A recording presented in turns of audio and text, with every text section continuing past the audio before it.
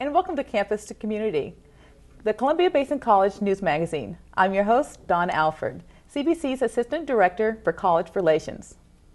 From offering academic camps for middle school students to providing undergraduate research courses for university-bound college students, there's something for everyone at CBC. Chemistry professor Karen Grant will join us later to discuss CBC's undergraduate research course, and her student Eric Panetta will share his research and explain how it's helping him in his pursuit to becoming a dentist. But first, we're joined by Keely Gant, the Director for Workforce Enrollment. Well, welcome. Thank you, Dawn. Now, Keely, in your position, you're charged with increasing the enrollment numbers of non-traditional students in the technical and professional and technical careers. Tell us about this. Sure. Well, as you know, there's a underrepresentation of men and women in the non-traditional fields, and by that I mean, well, most often this is due, as you know, to a lack of exposure or information about a career field or an industry. Sometimes it might be for a lack of self-esteem or confidence in that individual, and also the negative stereotypes that society has placed on individuals that choose those non-traditional tracks. It's really important that we try to focus on providing options to all our students and education of all pathways that are available to each of our students. Okay, so what have you done in the past to help these students explore these possibilities? Well, with the use of the Carl Perkins funds, CBC has been very fortunate to offer a few activities or events on campus for students. We've had a Trading Spaces event, which is designed for introducing both men and women to healthcare options, as well as a girls robotics or design camp. We've also hosted a GLAM event, or Girls Learning About Manufacturing event, on our campus. We're excited that in April we'll be able to offer a new event. It's called GEMS, or Girls Engaged in Math Success. All right, so tell us more about GEMS. What is this event? Well, this will be April 9th through the 11th. It's a 3-night evening program. It's from 6 o'clock to 8 o'clock in the evening. There's 2 tracks. One track is for the students that attend, and we are looking for 8th and 9th grade students at our local area to attend that are looking to maybe increase their algebra skills or gain some additional confidence in that field. And there is a second track, which is specifically for the parents, where parents will get to learn more about career and college planning, looking at financial aid scholarships, also learn more about our dual credit opportunities at the college for students, as well as hearing from a keynote speaker that we're hoping to really help inspire and motivate the young girls to consider math. Wonderful. So again, when will this event be held?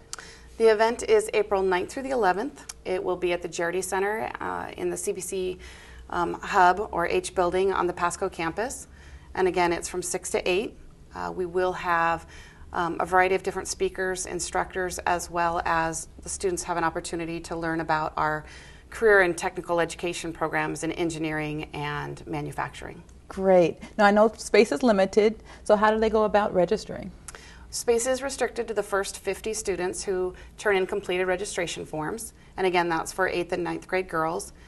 Registration is very easy. There's an online packet that students can access by going to our website at www.columbiabasin.edu/GEMS, GEMS, again for Girls Engaged in Math Success. My contact information and phone number is there as well, and students can register online. All right. Well, thank you so much, Keely. Thank you. I appreciate being here. We'll be right back.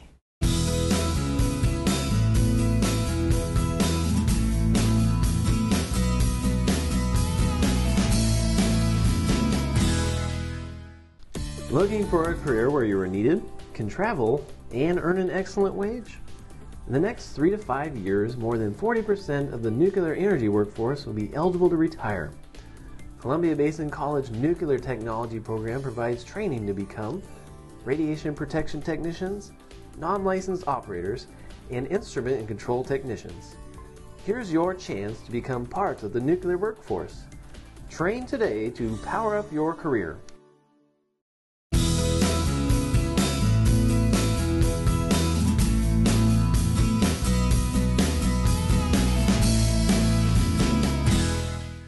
Did you know that CBC offers its students an opportunity to do undergraduate research?